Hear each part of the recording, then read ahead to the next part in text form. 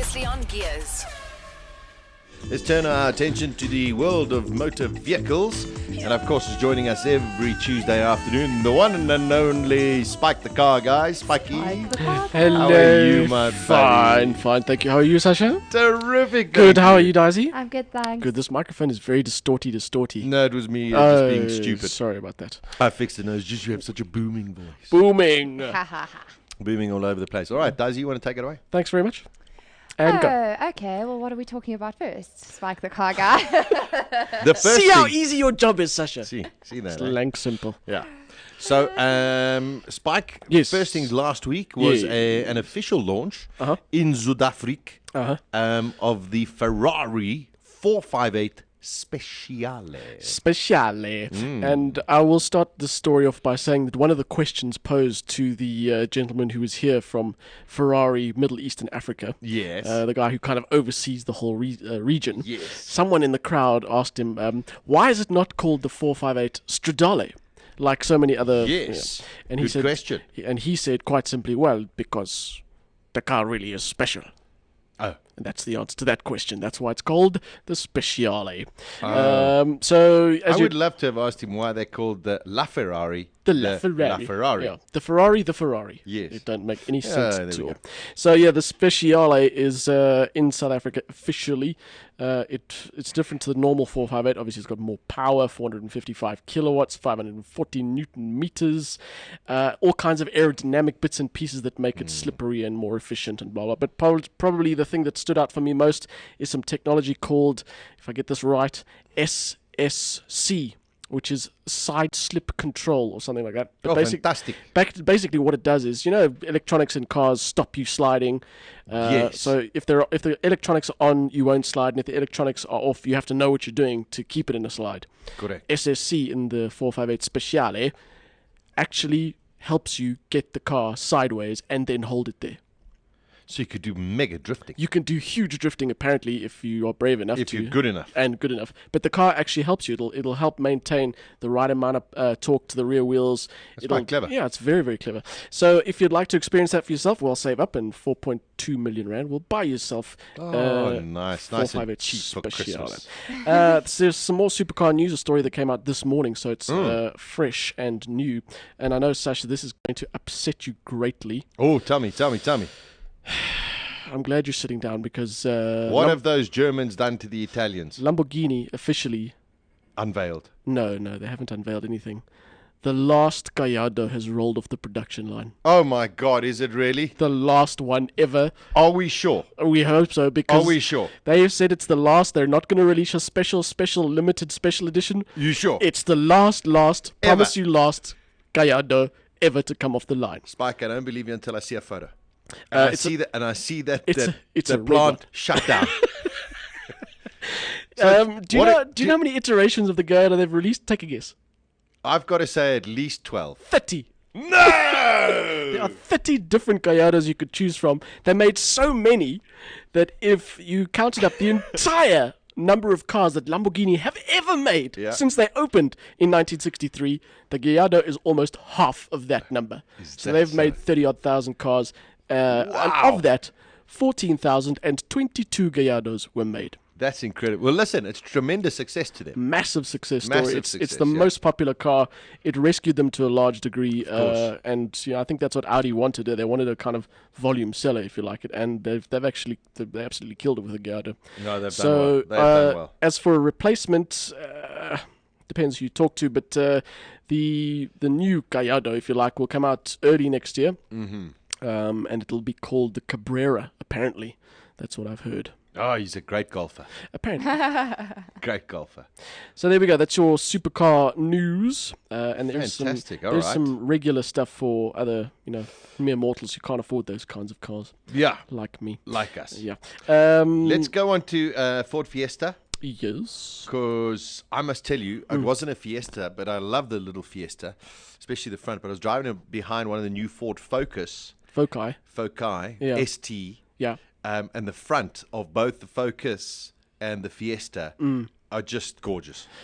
I'm- I mean, sort of Aston Martin-ish, but gorgeous. Yeah, the Fiesta grill especially is very Aston Martin shaped. I'm surprised there haven't been lawsuits over that because it is an almost identical ripoff. But the news with the Ford Fiesta is that it's now available with an automatic gearbox. And ordinarily, I'd say automatic gearboxes in small engines and small cars are not a good idea. Yeah. But it's what they've done is they've teamed it up with their 1-liter EcoBoost engine, which is a 74 kilowatt 3-cylinder motor, and Nice. it is a superb motor. It's an awesome little engine. I've driven it in the Fiesta, I've driven it in the EcoSport. It's superb. So Stunning. now you can opt for a dual clutch gearboxed Ford Fiesta EcoBoost. It doesn't have paddle shifts from what I can read. It's just a regular kind of stick shift gearbox, but it works with a double clutch system, and that'll cost you 230,800 rand. But the Fiesta is a fairly well spec car, so it's good value. It is a small car, and it's a lot of money for a small car, but it is very well spec'd. So that's the news on the Ford Fiesta. And then also small cars, small engine news. Honda have finally released some turbo motors, or they've announced that they're going to pack some of their cars with turbo motors. 3 new turbo engines, a 1 litre, a 1.5, and a 2 litre turbo, which they say will do duty across the range. So you'll get all kinds of Hondas with those engines. Yeah, and they haven't released figures yet, although they have said that the 2-litre turbo, which is going into the new Civic Type R, which they released images of and a few details of last week, that'll put out over 205 kilowatts, they say. So that will be a stonking little engine. Well, I tell you, Honda are just one of those brands and those cars that you should never, ever overlook. Sometimes they go a little bit wonky on the design, in my opinion. But for the rest of it, geez, they put together good packages. I'm a huge Honda fan. Yeah. I think they, like you say, their styling sometimes goes a bit awkward, like the Insight, for example, which is one of their hybrids, funny looking thing. But as a package, they are superb cars, and they are ultra reliable. Yeah, They are no, they are. bulletproof little They're things. phenomenal. Yeah. Nissan GTR. 2 Nissan GTRs No have been way. not 1 but 2, but wait, there's more. 2014 spec Nissan GTR. If you're a power mad petrol head, don't get too excited, because all they've done is improve the suspension to make it a bit more friendly around town. They've improved the steering to make it a bit more friendly around town. They've reduced the road noise to make it a little bit more friendly around town. They've changed the braking to make it more friendly around town. And yeah, they've done little things like new LED headlights, new tail lights. They've, on the interior, which, I mean, this is my problem with the GTR. Spectacular technical achievement. Yeah. Awesome car. Superbly fast. Fantastic drive. But you get into it, and it really does. The interior just lets that car down entirely. Horribly. And it's the reason I wouldn't own one, because that interior kills me. And I mean, even if you've never seen a GTR before, this is a car you're paying $1 million plus for. It's one of the most legendary cars on the road at the moment. And one of the improvements they've done to the new one is they now have a leather-trimmed steering wheel. Wow! And it took them 3.5 years to do that. Exactly.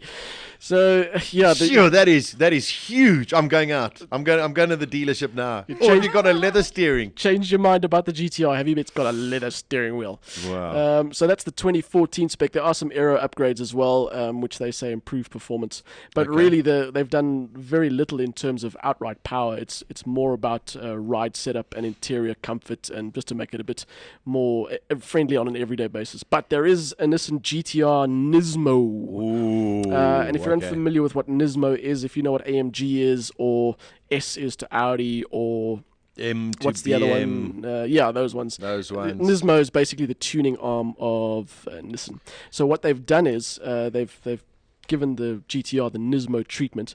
It's got things like bigger turbos for more power, so 441 kilowatts, 652 newton meters. It's got custom developed dampers. It's got exclusively developed tires by Dunlop. It's also got tuned suspension that increases grip during high G cornering, and anti-roll bars, and all kinds of other sort of tweaks to it. That one of the things they've done is increase the aero, so they reckon at 300 kilometers an hour, which the GTR is quite capable of doing, it'll add 100 kilograms of downforce to that car, which is a lot of weight. And yet again, of course, what do they do when they release a performance car? They say, "Oh, look how fast it goes around the Nürburgring." Yeah. So now we have another Nürburgring record, 7 minutes, 8 seconds, 679, which Nissan say is the volume production car lap record around the Nürburgring. So another subdivision of a record for the Nürburgring. So if you want to, make yourself famous, just build a car and go around the go around the Nürburgring and make up a record to go with There it. we go. And we just make up a time as well. Yeah. Just make It's up gone time. around in 12 minutes 14, which is the fastest time for a front-wheel drive 3-litre engine that weighs between 1,700 and 1,720 kilograms. There we go. That's the record that I have in my car. Thank you very much. Fantastic. There we go. Brilliant. Couple more. Porsche Macan. Porsche Macan. It was a matter of time, I suppose, Yes. years ago before the Cayenne came out that Porsche got into the SUV business. And once they did that, it was a matter of time before they got into the compact SUV business. So this is this sort of like X3, Q5 Q5 kind of that's territory? exactly what it is. All right, cool. Porsche Macan is their new compact SUV. It's been on the rumor mill for a while, and it's been in development for a while, obviously, because they've just unveiled it at I think the Tokyo Motor Show. Very simply, it's a compact SUV, very nice looking from the back. The front looks very much like the normal Cayenne, which. Yeah. Okay. The back is very nicely done. A lot sleeker, a lot slimmer, a lot less weighty. The spec for the car is it's got active all-wheel drive and dual-clutch gearbox as standard across the range. There's 3 different models. Smallest is a 3-litre V6 twin turbo, 254 kilowatts. There's a diesel as well, and for the first time ever in a Porsche, a 3.6-litre V6 twin turbo. Which puts out just under 300 kilowatts, 0 to 100 times 4.8 seconds. And it is for now, the quickest, most powerful car in its class. But wait to see what the Audi RSQ3 will do, because that's coming soon as well. And there have been figures that suggest it'll put out 300 kilowatts. So, would you like to know where the Macan gets it? No, prices haven't been announced yet for South Africa, certainly. But I can tell you where the name comes from. Tell me. Does anyone care? It comes from the Indonesian word for tiger. Moving on. Lovely. It's got you can opt for air suspension, and it's a fairly well-spec'd car, as you'd imagine, from Porsche. Yeah. No confirmation of release dates or pricing yet for South Africa, but it will most certainly come here soon. And then very quickly, finally, Subaru unveiled a new prototype called the Lavorge, which is quite possibly the cuckest name ever for a car. Yeah, Lavorge.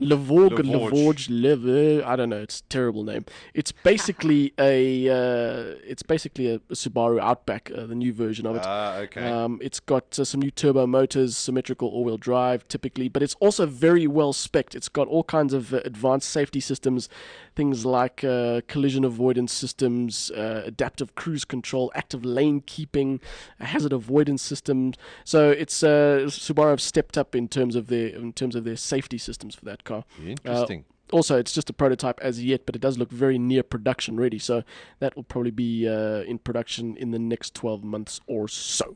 Gee whiz, Spike, there's a lot going on, buddy. A lot happening. There is a lot going on. But that is it for this week. Fantastic, my friend. Great to see you. All right. Things start winding down a bit, I suppose. Yeah, I've just got a tweet here from some guy called Craig White. Hello, Craig. Hello, Craig White, DJ. Craig. What about the P1 in South Africa? Can't say anything. Can't say anything. It's there's going to be an event tomorrow or anything for the No, P1. None of that. No. Shh. Don't say anything. So there's your answer, Craig. We don't know. We don't know until Thursday. I mean, tomorrow night. Thursday. Whenever. Yeah, sometime. McLaren. Guys, sometime it's speaking gibberish. Spikey, my friend, always brilliant to see you. It's been real. Thank you, Sasha. Spike. Have an awesome day, buddy. Gears on balls.co.za. Weekdays 1 p.m. to 3 p.m.